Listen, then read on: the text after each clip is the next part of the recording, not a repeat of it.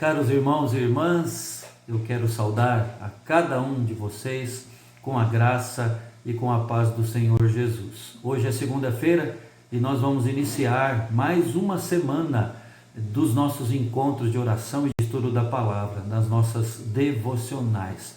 E eu peço que iniciemos esses encontros da semana pensando sobre a bênção da família da fé, o povo de Deus, o corpo de Cristo. E que façamos isso cantando: recebi um novo coração do Pai, coração regenerado, para que nós possamos amar uns aos outros, viver em união fraterna, em comunhão, para a glória do nosso Deus nesse mundo. Vamos cantar?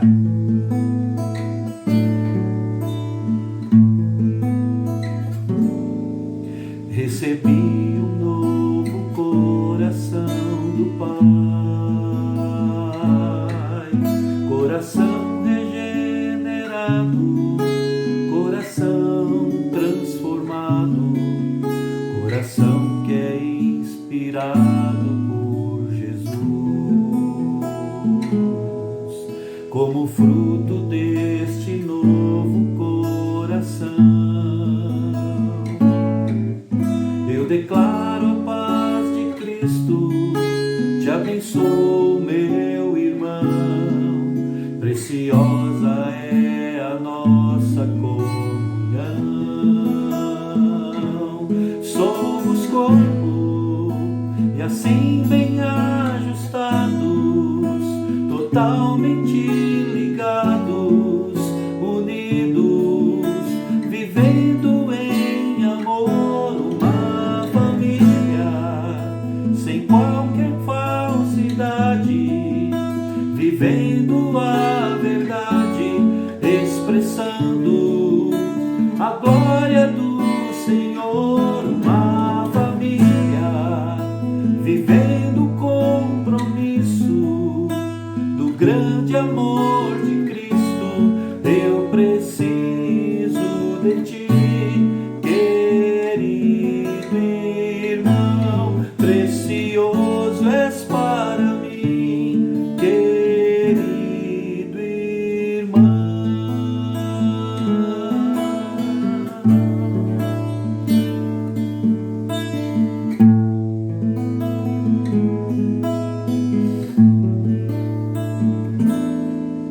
Recebi um novo coração do Pai, coração regenerado, coração transformado, coração que é inspirado por Jesus. Como fruto deste novo coração, declaro a paz de Cristo, te abençoo, meu irmão, preciosa é a nossa comunhão. Somos corpo e assim bem ajustados, totalmente ligados, unidos, vivendo em amor, sem qualquer falsidade, vivendo a verdade, expressando a glória do Senhor, uma família vivendo o compromisso do grande amor de Cristo. Eu preciso de ti, querido irmão, precioso és para mim, querido irmão, eu preciso de ti, querido irmão, precioso és para mim, querido irmão.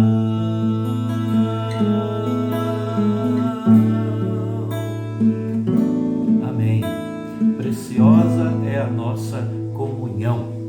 Eu convido você agora a abrir a sua Bíblia no Salmo 133, tão conhecido nosso, o salmo que fala da união do povo de Deus. Salmo 133, com apenas 3 versículos, mas temos lições, mais uma vez, lições preciosas aqui desse trecho, dessa porção da palavra do Senhor.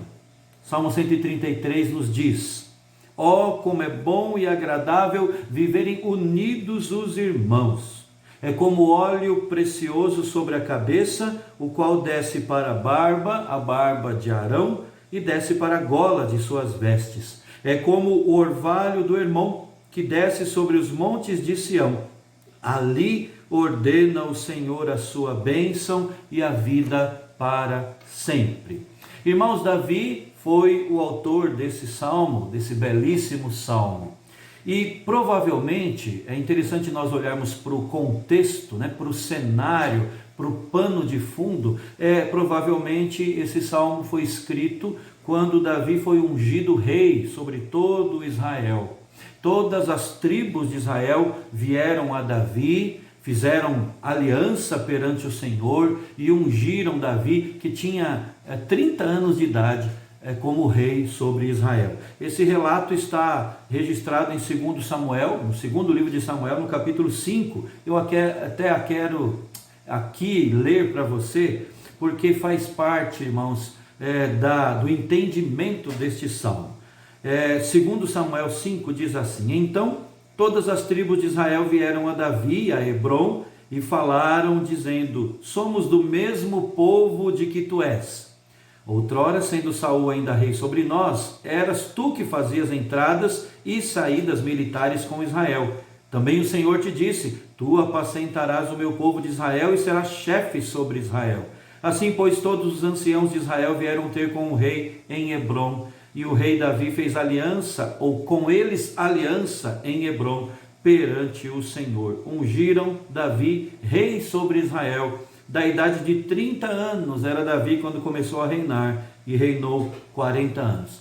Irmãos, tudo começa com a percepção do povo de que eles eram do mesmo povo.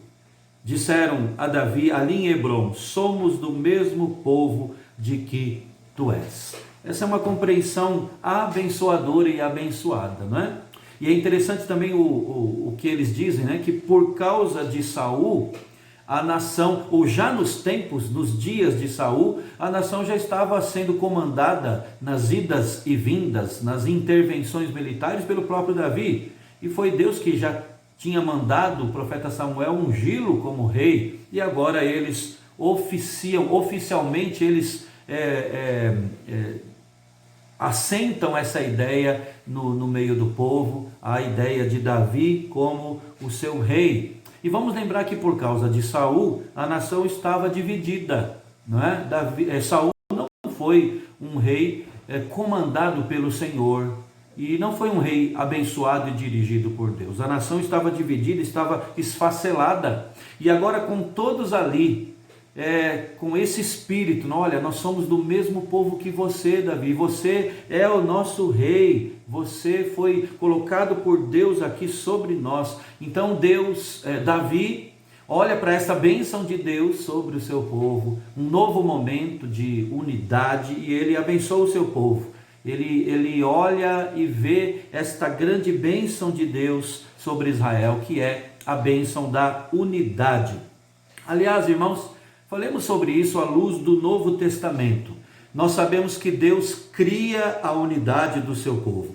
Deus é quem faz isso. Deus é quem toma os seus servos, os chama, os traz para junto de si e os insere no corpo de Cristo. Não é isso que nós lemos no Novo Testamento? Então cabe a nós não criar a unidade, mas cabe a nós mantermos. Você se lembra desse texto do apóstolo Paulo?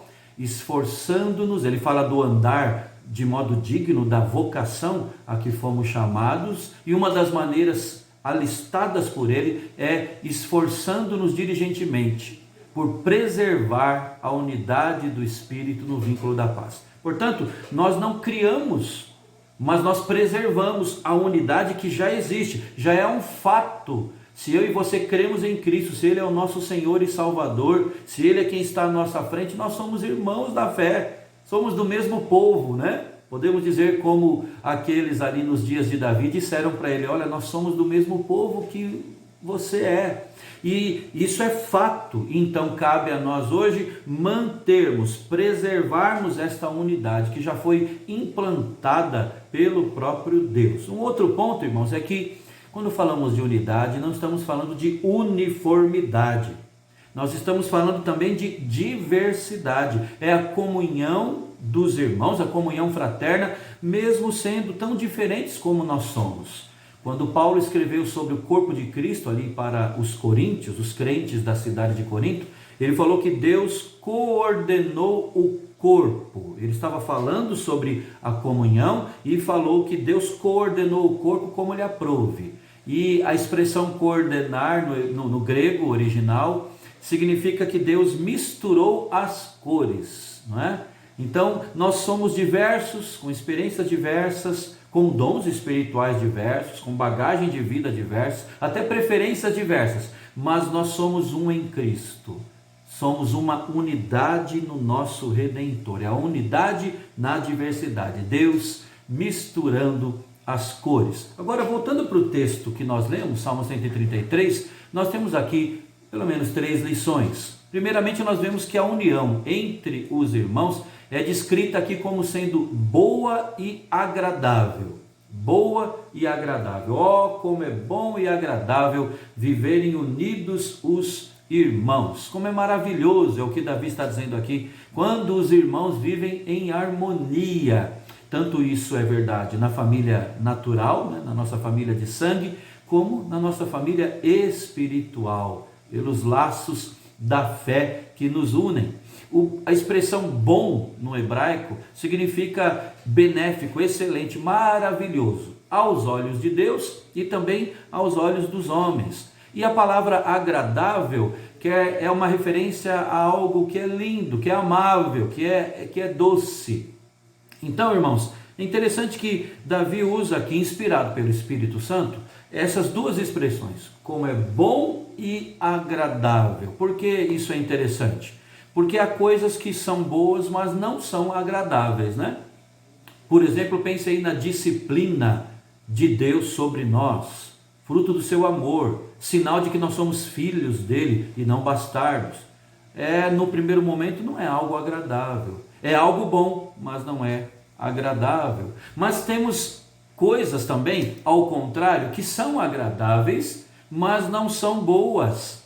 É curioso vermos como o sábio Salomão fala sobre isso, dando um exemplo disso, escrevendo aos Provérbios, no capítulo 25, no verso 16, ele fala do mel, que é algo muito bom, não é saboroso, mas ele fala que o mel demais é algo que não é bom, não é? Ele diz assim: achaste mel? Come apenas o que te basta, para que não te fartes dele e venhas a vomitá-lo. Ou seja, uma referência aqui a algo que é agradável, mas não é bom, não é?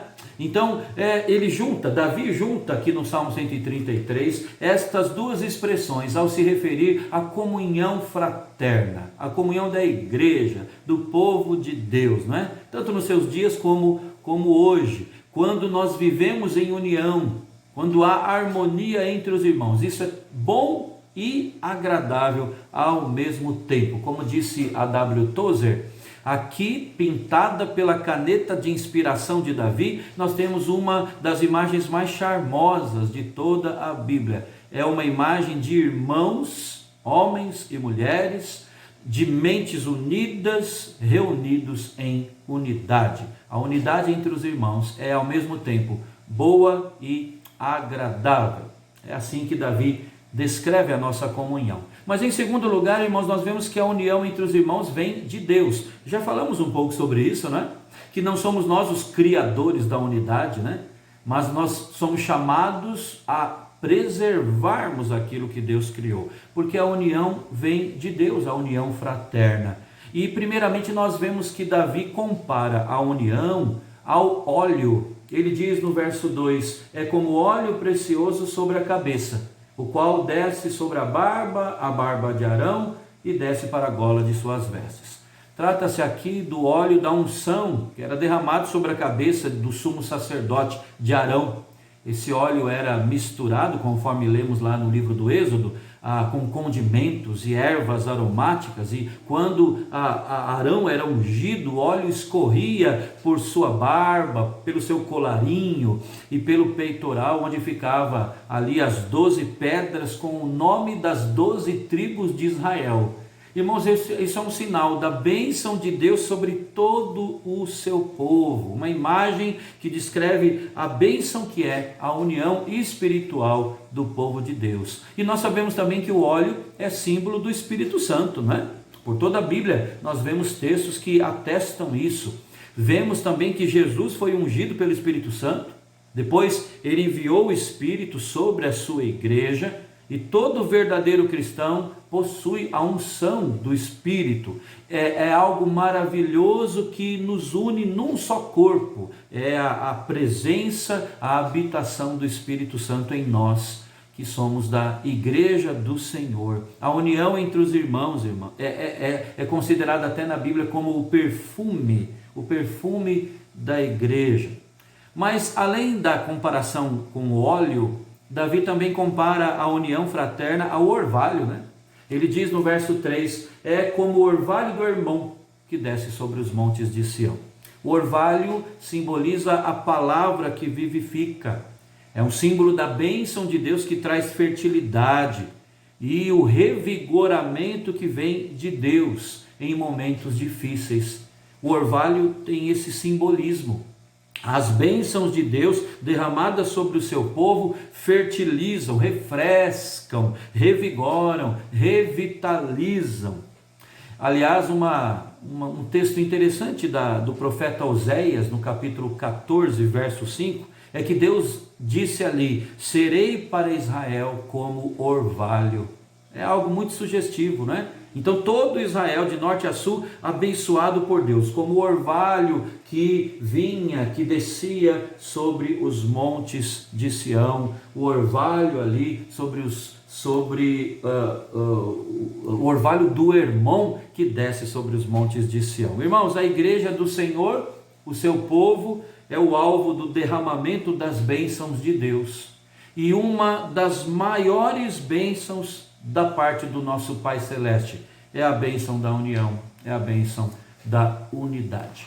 E por fim, irmãos, nós vemos em último lugar que Davi descreve a unidade fraterna como uma grande bênção, onde Deus ordena, melhor dizendo, a sua bênção. Ele diz no finalzinho do verso 3 que ali ordena o Senhor a sua bênção e a vida para sempre. Então, Davi termina o salmo dizendo estas palavras, ali. O advérbio ali se refere a dois locais, vamos dizer assim. Primeiramente, a Sião e Jerusalém, não é? Era onde Deus ordenava a sua bênção, era onde estava o templo. Mas também, irmãos, é uma referência a todo lugar onde há união entre os irmãos. Essa união que começa aqui na terra e que continuará no céu, como nós sabemos. Esse é o registro bíblico, é a promessa do Senhor para nós. Essa comunhão que é apenas um antegozo da comunhão perfeita que nós compartilharemos uns com os outros também no céu. E eu quero terminar a minha palavra hoje, irmãos, falando sobre uma frase, citando aqui uma frase que eu li há muito tempo e que eu creio tem tudo a ver com o que o salmista Davi nos ensina no Salmo 133. A frase é a seguinte, você já deve ter ouvido: viver com os santos no céu será a glória, mas viver com eles aqui na terra, aí já é outra história.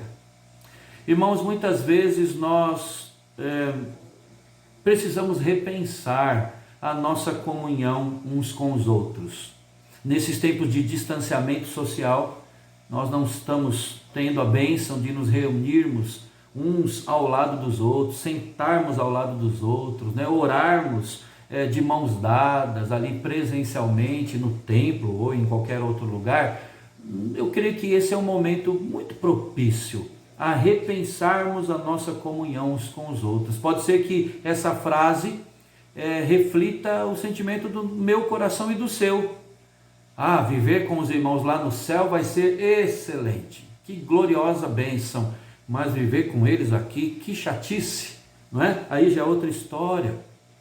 Precisamos repensar a nossa comunhão fraterna. Tantas vezes, em dias normais, nós abrimos mão muito facilmente de estarmos juntos, de estarmos na igreja, de estarmos com os irmãos. Isso é prejudicial para nós mesmos. Geralmente a gente olha para isso como sendo prejudicial para a igreja, para os outros. Não, começa sendo prejudicial para mim e para você, não é? Quantas vezes abrimos mão de estarmos juntos? Talvez por preguiça, talvez por comodismo, ou quem sabe por mágoas e ressentimentos, coisas aqui dentro que não foram devidamente resolvidas, conforme Deus quer. Talvez por frieza na fé, como uma expressão de um coração frio, não é? Mas uma das maiores bênçãos de Deus para o seu povo é a união, é a unidade fraterna, é a comunhão dos irmãos, comunhão que não é quebrada nem com isolamento social. Eu fico pensando nas postagens dos irmãos, nas fotos que os irmãos tiram durante as nossas transmissões, durante o culto. Ontem mesmo, mais uma vez eu vi os irmãos postando, que alegria, nem o isolamento nos separa, embora isso seja uma realidade fisicamente falando, espiritualmente não nos separa. Portanto, valorizemos a unidade entre os irmãos, a união fraterna. Isso é uma das maiores bênçãos que Deus nos dá. Vamos orar? Querido Deus, nosso Pai, nós te louvamos, ó Deus, porque o Senhor nos salvou por graça e, através da mesma graça, nos inseriu no teu corpo, corpo de Cristo, a tua igreja, o teu povo, e nós somos um com os irmãos. Há uma unidade, isso é fato, ó Deus, entre nós, mas nós muitas vezes negligenciamos isso. Até porque, ó Deus, fruto da nossa natureza pecaminosa, nós muitas vezes nos espetamos, nós muitas vezes nos espinhamos, nós muitas vezes tropeçamos no relacionamento com os irmãos. Pedimos perdão, pedimos, ó Deus, que o Senhor trate do nosso coração. Se há, ó Deus, alguma mágoa em relação a outro irmão na fé, que o Senhor nos dê a visão do Senhor, que o Senhor nos dê coragem para agirmos dando os passos que temos que agir, que o Senhor coloque, ó Deus, o perdão no nosso coração, seja para oferecer, seja também, ó Deus, do outro lado, para que nós sejamos alvo do perdão e que haja, ó Deus, esse repensar da nossa comunhão fraterna.